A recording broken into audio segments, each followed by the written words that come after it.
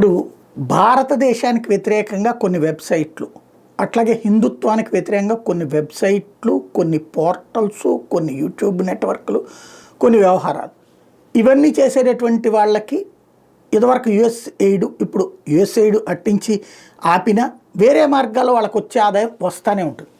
ఏ స్థాయిలో ఉంటుందంటే ఇప్పుడు ఇది వైర్ పేరుతో నడుస్తున్నటువంటి నెట్వర్క్ సిద్ధార్థ వరదరాజన్ తాజాగా 50 కోట్ల రూపాయలతో నిజాముద్దీన్ ఈస్ట్లో కొనుగోలు చేసినటువంటి అవుట్లెట్తో లెక్కేసుకుంటే, దాని మీద లెక్కేసుకుంటే ఈ మధ్యకాలంలో ఇట్లాగా లెఫ్టిస్ట్ ఐడియాలజీతో యాంటీ హిందుత్వ, యాంటీ ఇండియాతో ఉన్నటువంటి వాళ్ళకి లక్షల నుంచి కోట్ల రూపాయలు వచ్చి పడ్డాయి వాళ్ళ అకౌంట్లో.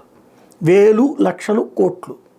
వాళ్ళందరూ ఇప్పుడు వెల్ సెటిల్డ్, అది ఫైనాన్షియల్గా, at the same time properties పరంగా. హిందూ ద్వేషులకి మాత్రమే ఈ అవకాశం.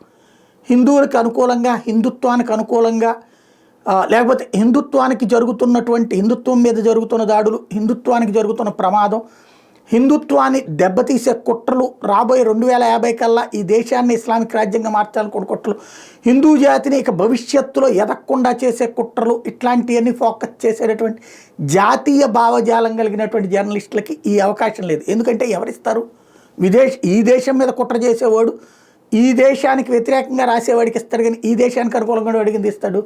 అదే సమయంలో దేశంలో ఉన్నటువంటి, ప్రభుత్వంలో ఉన్నటువంటి వాళ్ళు భారతీయ జనతా పార్టీ లేకపోతే ఎన్డీఏన వాళ్ళకి వీళ్ళేం పట్టదు. అంటే పట్టదంటే వాళ్ళు మాత్రం ఏం చేయగలుగుతారు, ఎంత చేయగలుగుతాం అనేటటువంటి ఆలోచనలు వాళ్ళు ఉంటారు. ఓవరాల్గా హిందూ ద్వేషులకి ఇది మంచి టైం అయిపోయింది.